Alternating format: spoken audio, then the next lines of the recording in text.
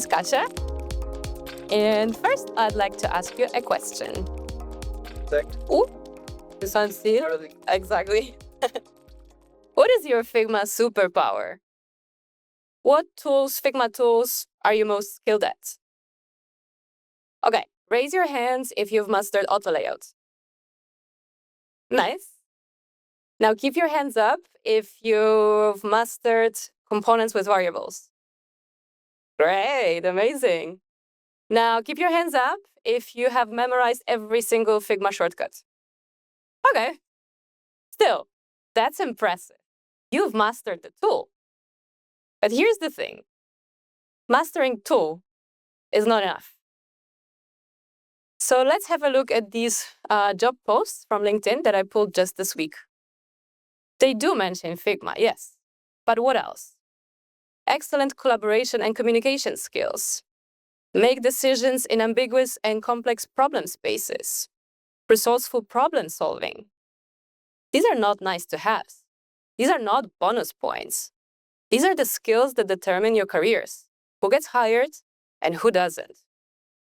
So here's the uncomfortable truth. Mastering Figma alone will not make you a designer that thrives in teams. It doesn't mean that tools like Figma are not important. Of course not. But they are no longer a differentiator. So today, I would like to talk to you about the soft skills that make you a better designer. And who am I to tell you these things? My name is Kasia Majchrowska. I am working as a designer for 14 years, and over the last 5 years, I've mentored more than 80 junior designers and career transitioners.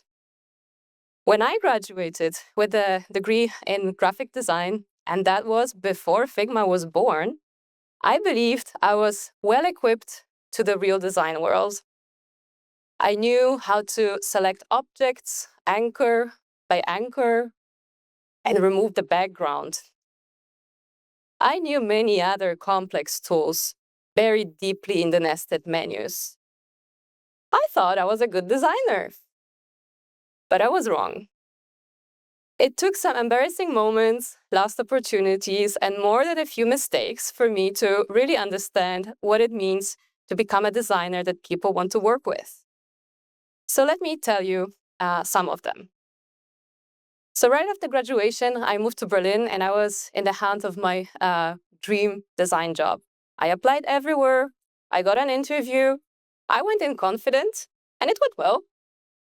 Then, a few days later, the rejection email came. Boom. I was devastated. I felt like a total failure. I thought I should change careers. But somebody close to me said, "Do you know what just happened? You got free interview advice. Now you know exactly what they might ask you in the next one." And that reframe changed everything. Every rejection became a learning. Every failed attempt became training for the next one. Fast forward a few years, I was in my first UX role in an agency. I was there for a few months, and I was doing my job. I was delivering the UI. I was participating in meetings.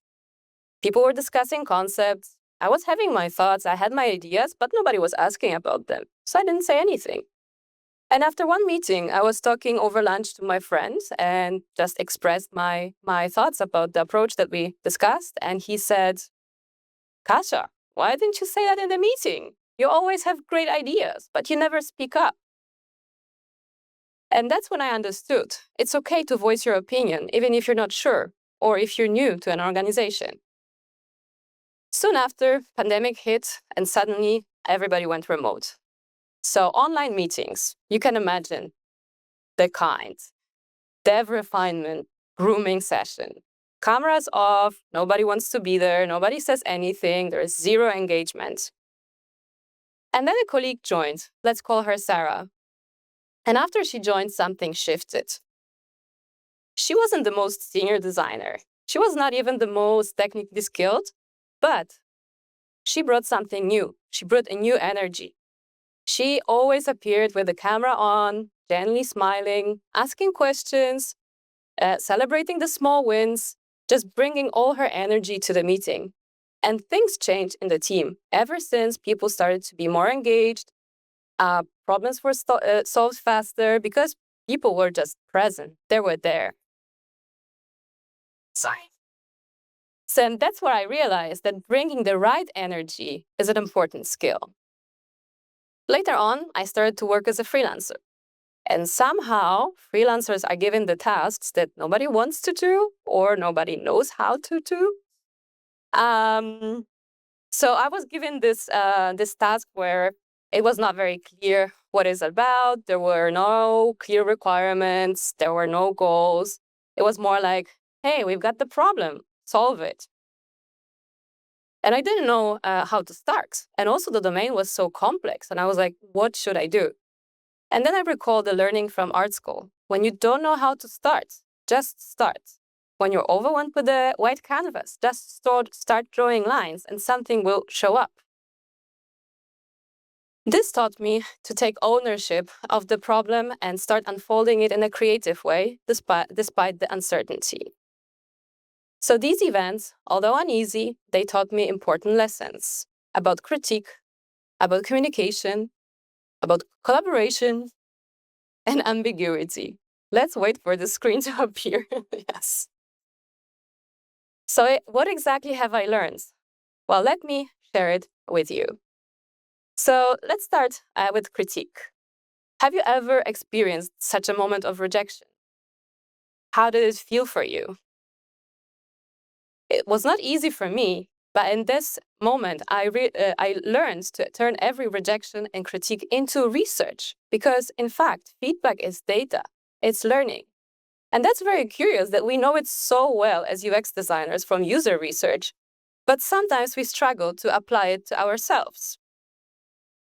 So here, it's my call for you to reframe the critique because it's not a judgment. It's fuel for improvement. So see critique and feedback as an opportunity for learning and growth. When challenged, don't try to win. Be determined to understand. If somebody's giving you feedback or giving you critique, really approach it with curiosity. Ask questions like, why do you think so? What would be the expected outcome? Also, to make it easier for you, ask for targeted feedback. Say, I want your feedback on the user flow, not on the colors or something else. Another thing, seek feedback actively, early and often, because the more feedback you receive, the less scary it will be. The critique will be not so scary. You will normalize it.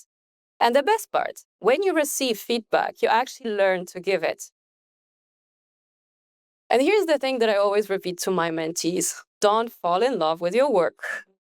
Don't be the one who's like, okay, I'm going to change that, but this I will never touch because it's great. You did one great thing, you're going to do another great thing. And so feedback and critique is a very important part of teams' communication. How does it work for you? Are you the one who's speaking out loud what they think? Are you asking questions? Or are you rather the one who's sitting quiet and don't say anything? I know it can be intimidating when you're not sure, or when you're new, or when you're not so experienced. But I have learned that your voice matters more than your seniority. And actually, when you're new to an organization or a team, you might have the best things to say because you bring a new perspective, because you see a status quo from a different angle. So embrace the uncertainty and voice your opinion. Challenge what you might suspect is not working, of course, in a respectful way. Show up as a participant, not an observer.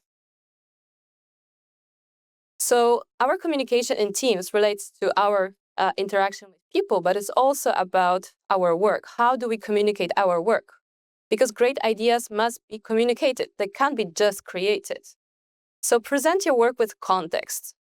Always explain the rationale behind your opinions and your designs. Explain the trade-offs. Explain the impact on the business, on the user. And finally, communication to me is also transparency and accountability. So communicate with your team and explain what you can, what you can't. Over-deliver, don't over-promise. Estimate realistically, flag risks early, and update proactively. Communicate to the team you're working with so you're the one who people trust. which also is part of collaboration. Let's reflect on that. What is collaboration for you? Is it doing your work, passing it to another person in a collaborative way? Well, I told you the story about Sarah because to me, collaboration starts with the way you show up for the team. To me, it means building relationships, building trust. So building bridges, not just interfaces. So be the person who people want to work with. Show up with the right energy to co-create, something that also have you mentioned today. Motivate people around you. If people are not nice to you, if people are mean to you, don't go there, don't follow them. Be actually nice to them, be kind, set a new standard. Support your peers. If you see that somebody maybe needs help on a task, offer help. Raise the quality across the team. Another thing, appreciate people's work. Say thank you. It's so simple but so powerful. Because the best work happens when people feel safe and seen. But there is more. Your role as a designer extends beyond pixels. So use your empathy to be this glue between people and different departments. Involve others early in design discussions. Show them that their input matters. Don't discuss behind closed doors. Share your early work. Post things on Slack that you have done, also things that have been already mentioned today, this morning. So look beyond your immediate scope. And this can be very, very useful in the space of ambiguity. So yes, it might be overwhelming to be in the space of complexity and unclear problems. And you might be even dreaming at night about the problems you're currently solving on your project. But that's actually our designers' playgrounds. In fact, companies hire us to solve the messy, unclear problems. Why is that? Because we are creative, because we can think out of the box, and that's our superpower. So embrace unstructured challenges and help define the path forward. Start with something, show rough sketches to spark discussion.